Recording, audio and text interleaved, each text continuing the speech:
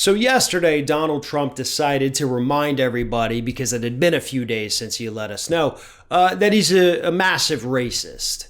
And he did this in two ways. First, he did it on Twitter. Then he did it again, repeating it during a little speech or whatever it was in Midland, Texas.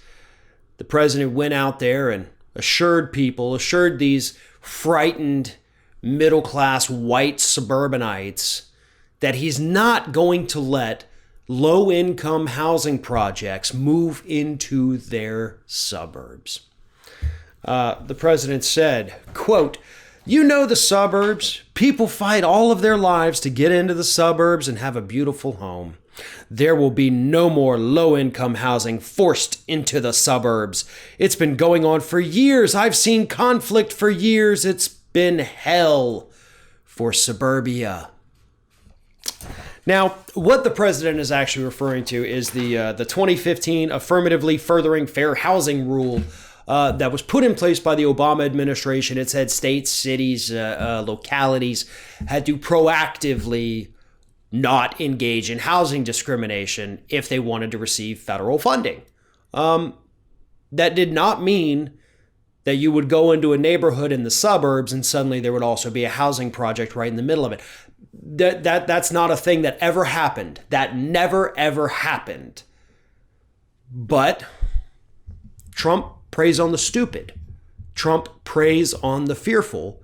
And Trump preys on the inherently racist. As I have said before, there's lots of racist people in this country that don't even realize they're racist. But they do have that kind of deep-seated, rooted in their subconscious distrust of those kinds of people. So here's the thing. This is what Trump is doing right now. He is playing to that dog whistle, essentially. That's what it is, because it activates that part of those individuals who otherwise have never done a racist thing in their lives. You know, they have plenty of African-American friends. They see nothing wrong. They see them as equals, but under different circumstances. Suddenly it's late at night. Suddenly they're wearing a hoodie. Sometimes you're in a bad neighborhood. Suddenly that black person is not your friend. It's a threat, and it's more of a threat than a white person in the same situation. That's what I mean by this kind of inherent racism that a lot of these suburbanites have. It doesn't always show. You can't exactly see it unless you're in that situation with that people. And I know that because I've been in situations like that with people and seen them suddenly change and not even realize that they just changed. But fear is what it is. Fear. Oh, you work so hard for this. This is your home, your castle. And suddenly these poor black people are going to be living next to you. Your property value is going to plummet. Everything you worked for your whole life is going to be taken away from you because of poor black people. That is what Donald Trump wanted to say.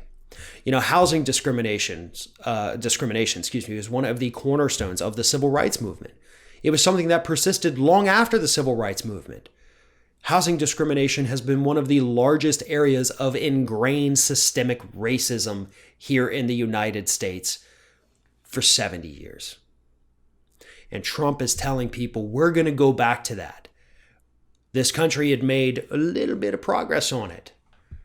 But I dismantled that regulation from the Obama administration. I'm protecting your suburban home. And you're safe because of me.